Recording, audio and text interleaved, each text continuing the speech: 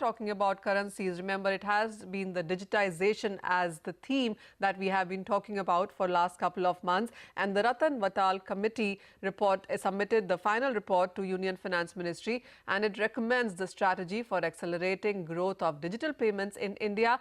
It also calls for need of safeguarding security of digital transactions, interoperability of payment system between banks and non-banks, and also upgradation of digital payment infrastructure and institutions. To get more into that, we also are now joined by Jonathan Dharmapalam, who is the CEO and founder of eCurrencies. Jonathan, hi, good to have you. The committee has come out with the recommendations for making a digital fiat currency as well. How are you looking into it? The important thing is that there is a government backing and legal tender capability that works in a digital currency environment. What we have done is taken the precepts of the law itself and turned it into a digital format so that the sole issuer, as the Government of India and as the central bank, is able to issue a known amount of digital fiat currency that they can then put into circulation.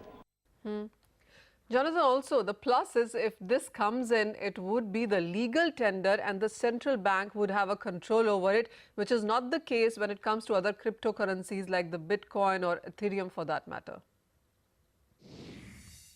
Well, India is in a very interesting place right now.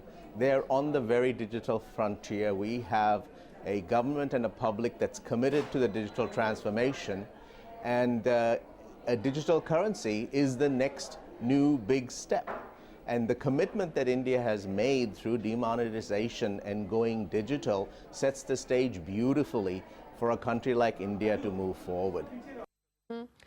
Jonathan, also how different would the e-rupee concept, as that is what you are presenting to the regulator and the ministry as well, from the existing digital gateways that we already have, and what all devices would it really work on?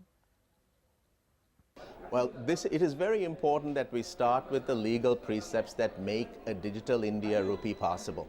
And those are the same legal precepts that enable India to issue a physical fiat currency. Once you start with that, this currency has to be governed properly, it has to be secure, it has to be legal tender, and at the end of the day, there has to be full common and open access. So everyone can transact in it with the simplest of mobile phones, with the simplest of technology. They should be able to transact in it. This openness is ultimately what will make this currency a very powerful instrument in the hands of the public. And finally, before we let you go, you have been holding talks with RBI and the ministry as well. Where does it stand as of now, and how soon can this really be a possibility? What's happening on the front, you can already see. There are published reports about the commitment on the part of the leadership in India to move towards a digital fiat currency. The government will decide when the right time is to do that, and they will act at their own course. The important thing, though, is that the technology is ready, the standards have been set, the security work has already been done.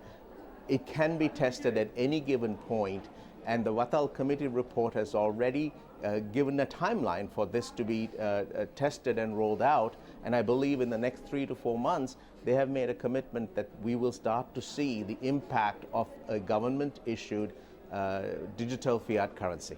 All right, Jonathan, we will keep an eye on this one for the next 3 to 4 months. Thank you